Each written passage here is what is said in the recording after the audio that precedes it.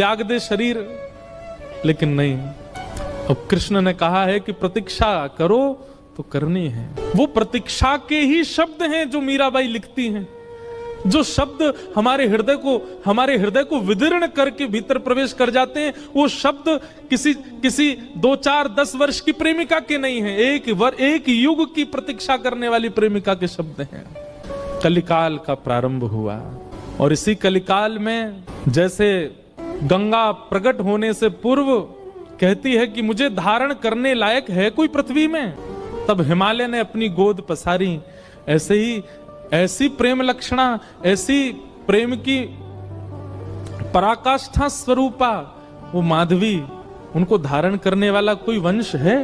तब मेड़ता का राव दूधाजी का परिवार सौभाग्यवंत हुआ और शरद पूर्णिमा के दिन भक्तिमती मीराबाई का प्रादुर्भाव हुआ। वही माधवी कलयुग में मीरा बन करके प्रकट हुई। मीराबाई का वास्तविक नाम मीरा नहीं है, मिहिरा। बहुत शांत प्रशांत स्वभाव की हैं। एक चंचल बालक की तरह ऐसी चंचलता, चपलता, चतुरता नहीं है उनके चित्त में। बहुत सरल, छोटी सी बात पर रीझ जाने वाली, मान जाने वाली, प्रसन्न हो जाने वाली मीरा है। मीरा को ऐसे ही नहीं भेज दिया है राव दूधाजी के यहाँ, क्योंकि उनके यहाँ नित्य सत्संग होता है, कथाएं सुनती हैं। जोशी जी कथा सुनाने के लिए आते हैं, मीराबाई सुनकर के प्रसन्न हो जाती हैं, प्रश्न पूछती हैं, ऐसे ऐसे प्रश्न पूछती हैं कि जोशी जी ही स्तब्ध हो जाते हैं।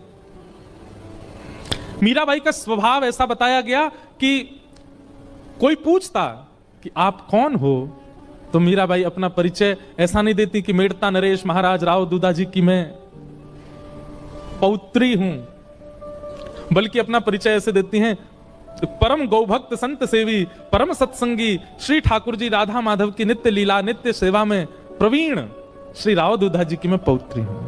वो कभी ऐसा परिचय नहीं देती हैं कि इतने बड़े राजा घराने की मैं पुत्री। ये गुण भागवत में लिखा है कि परम भागवत कभी भी अपने उच्च कुल, अपनी जात, अपनी आदि आदि के प्रभाव में नहीं रहता। एक दिन ढोल नगाड़े ताशे बज रहे थे, मीरा दौड़ी दौड़ी अपने माँ के पास गई। माँ, ये क्या हो रहा है, कौन सा उत्सव मन रहा है?